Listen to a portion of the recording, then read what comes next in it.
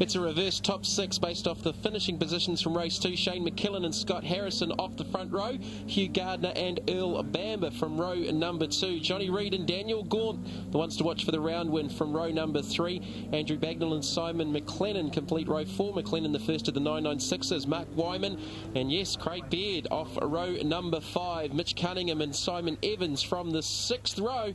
That's how they line up for race 3 for the Porsche GT3 Cup Challenge.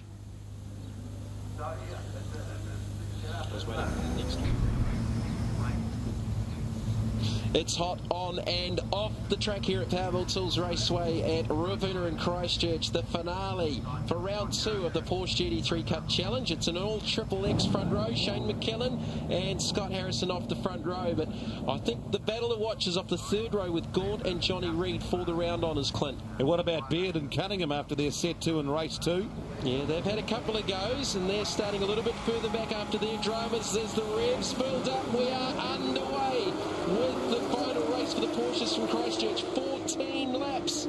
Can Craig Baird work his way through to the front, and can he and Mitch Cunningham stay away from each other? Hugh Gardner's got off to a fly, and a good start by Shane McKillen as they lead into the first corner. Yeah, Gardner through to second. Daniel Gaunt is already through to the 3rd position. Craig Baird is right in behind Gaunt off the start. That's Mark Wyman there with Simon Evans bringing up the rear in the 996 battle. Yeah, it's the Banklink 996 of Simon Evans. He's had a couple of clashes this weekend in the early laps. McKillen leads. Gaunt now up to second with an inside run on Hugh Gardner as Craig Baird. That looked like some fluid from the left front corner of the Baird machine. Is that coolant or is that just smoke? No, it's definitely coolant. It's game over for Craig Baird in race 3. He has just had a wretched weekend in Christchurch. And from the right-hand side, so that is a major coolant failure for the Mad Butcher number 1. If he thought the championship was hard going into this race for the balance, it's just got harder. Well, who would have picked that starting from position 10? And look at this. Unbelievable shots here with Craig Baird. He's got no luck at the moment. Daniel Gaunt's got through to the lead. Shane McKillen's got shuffled back to 3rd. So Hugh Gardner's got around the VNC Cocktails number 4 as well. Well, Craig Baird, probably the worst start he has ever had in the Porsche GT3 Cup Challenge here in New Zealand. In previous races, he's gone from position 6 in the reverse grid showdown up to the lead by the end of the first lap. Well, so there's some form of radiator failure there, obviously. I don't know if there was contact involved. You'd have to think that's usually the case with these cars, just in that congestion through the first few corners, and it was over really off the exit of the hairpin on lap number 1. So Daniel Gaunt, he's going to be really tough to beat from here because he's just been on fire this weekend, Brownie. Well, he's up to the lead now with Gardner, so he's going for 3 out of 3 and extend his lead over Johnny Reid. Now, what can Johnny Reid do here to get that Ray Glass Giltrap Porsche up into that top 3 position? He's had 2-2 so far, so in 2nd place in the championship. It's the peak anti-freeze replay, which is ironic considering that it's coolant. Oh, he's run into the back of Johnny Reid. Craig Baird. Well, there it is.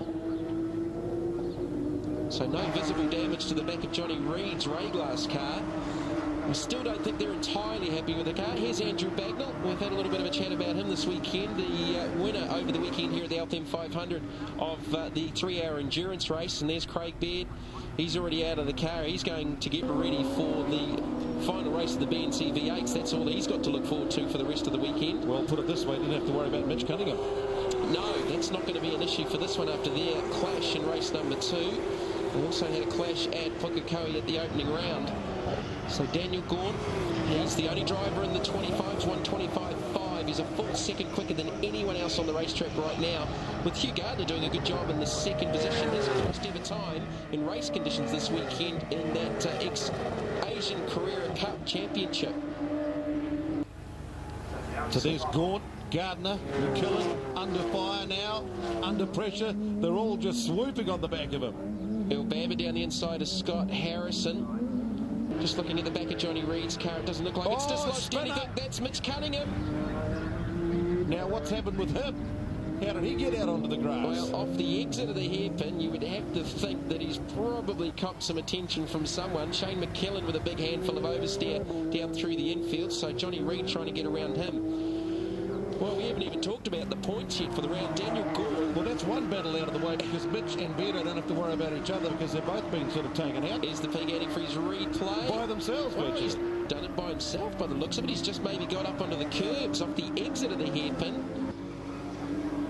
Well, so Daniel Gore going into this race on 150 points for 2 wins, looking for the clean sweep now. Johnny Reid was second on 134, so what's that, 16 points? Third, looking for his first podium in Porsches on 109 points. And here they are, the ex-teammates from the A1 GP. They've both been in Black Beauty.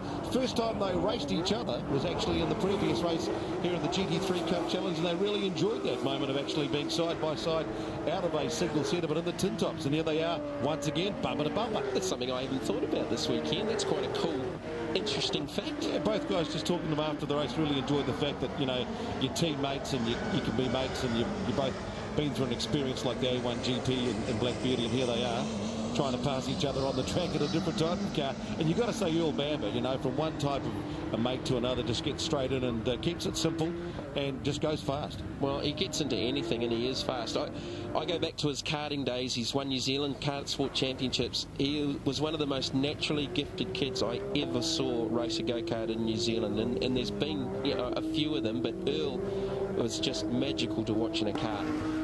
He's doing a great job here in the Porsche. Set the second fastest lap in race number 2 of the weekend, chasing down Daniel Gaunt and Johnny Reid.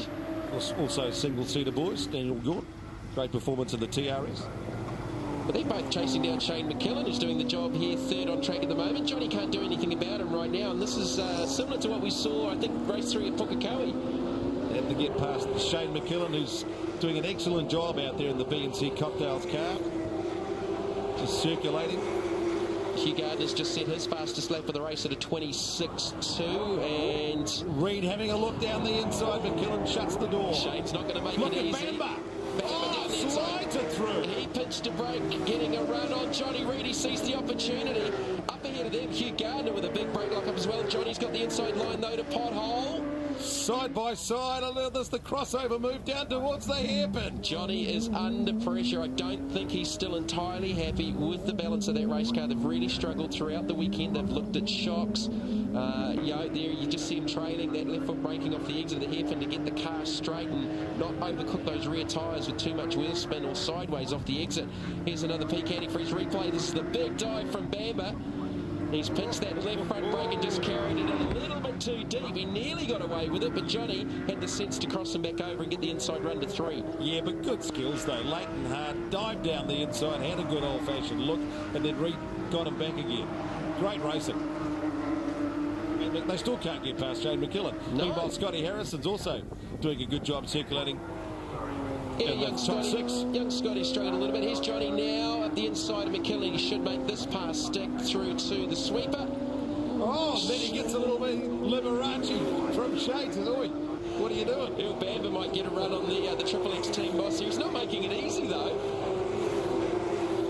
So Bamber looking for the final podium spot for the round in his first ever weekend in a GT3 Cup car. Oh, Reid, he pinched that brake a long way back. Yeah, the tyre pressure's key round here on a hot day too at Ruapuna, Powerbuilt Tools Raceway. That was a pretty long drag, and the thing is with a big brake lock-up with a flat spot on a tyre, every time you brake, it just keeps picking up on that same spot. So keep an eye on the Ray Glass Porsche of Johnny Reid. Has he damaged a tyre with that lock-up? They are reeling in Hugh Gardner, however, and we could have a battle for second coming up here very, very shortly. Meanwhile, from the get-go, Gaunt's just gone, isn't he? It's just like a getaway holiday. 4.5 second lead. Johnny's trying hard. He actually ran off track off the exit of the hairpin that time.